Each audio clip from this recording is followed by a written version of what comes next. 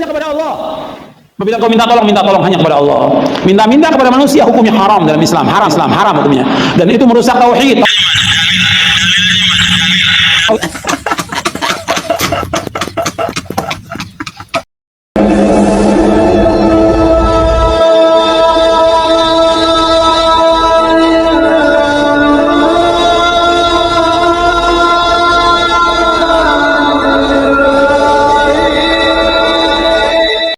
Assalamualaikum warahmatullahi wabarakatuh. Bismillah, alhamdulillah, assalatu wassalamu ala rasulillah wa ala alihi wa sahbihi wa man tabi'ahu wa mawalah wa la hawla wa la quwwata illa billah, amma ba'du.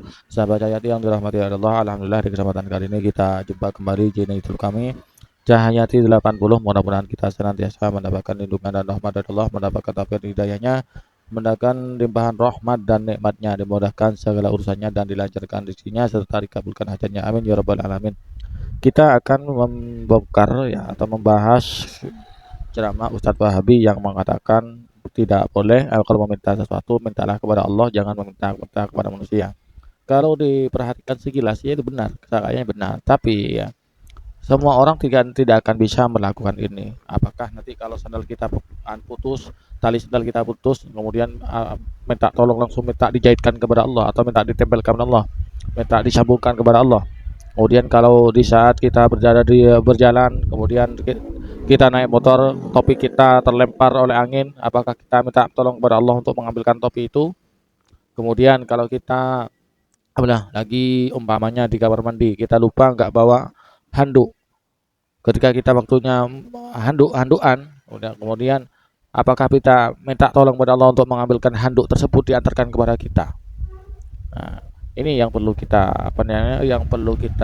jelaskan, yang perlu kita luruskan dari pemahaman konyol dari Ustadz Wahabi ini.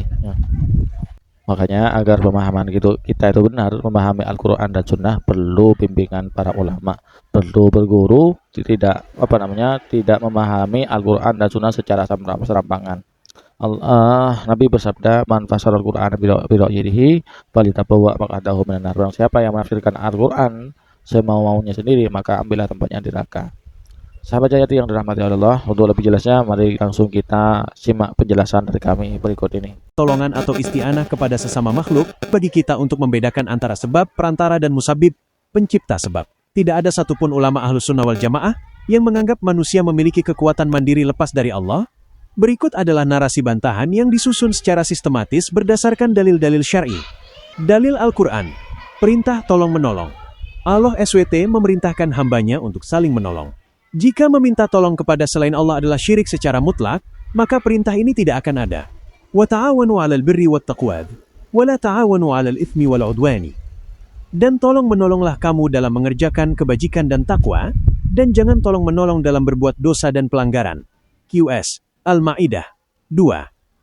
Ayat ini menunjukkan bahwa manusia adalah media, wasilah yang Allah ciptakan untuk menyampaikan pertolongannya kepada manusia lain. 2. Dalil sunnah. Nabi sebagai tempat meminta. Dalam hadis sahih tentang syafaat di padang mahsyar, Rasulullah SAW menjelaskan bahwa manusia akan mendatangi para nabi untuk meminta tolong istighotsah, agar Allah segera memulai hisab. Inna syamsa tadnu yawmal qiyamati, hatta yablugha al-araqu nisfal udhuni, fabainahum kadhalika istaghathu bi Adama, thumma bi Musa.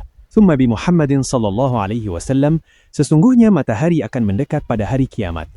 Ketika mereka dalam keadaan demikian, mereka beristighatsah, meminta pertolongan kepada Nabi Adam, kemudian Nabi Musa, kemudian Nabi Muhammad SAW. HR Bukhari No Alifun wa 475. Jika meminta tolong kepada makhluk adalah syirik, tidak mungkin para nabi di hari kiamat membiarkan umat manusia melakukan kesyirikan tersebut. 3. Pendapat ulama 4 madhab salafus salih.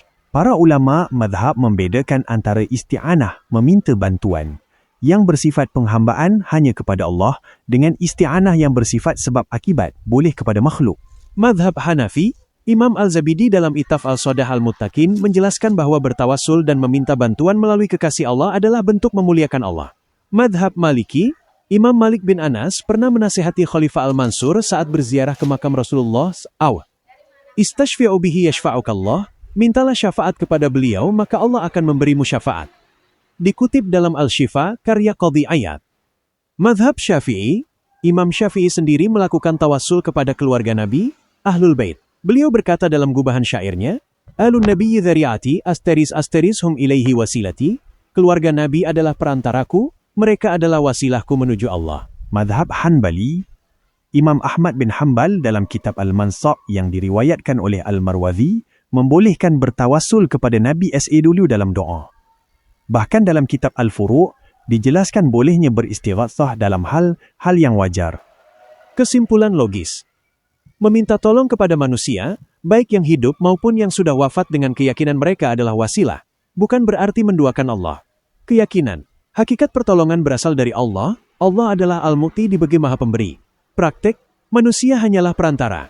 Asbab, menghukumi syirik secara serampangan kepada orang yang meminta tolong kepada sesama manusia adalah bentuk penyempitan terhadap luasnya rahmat Allah dan syariatnya.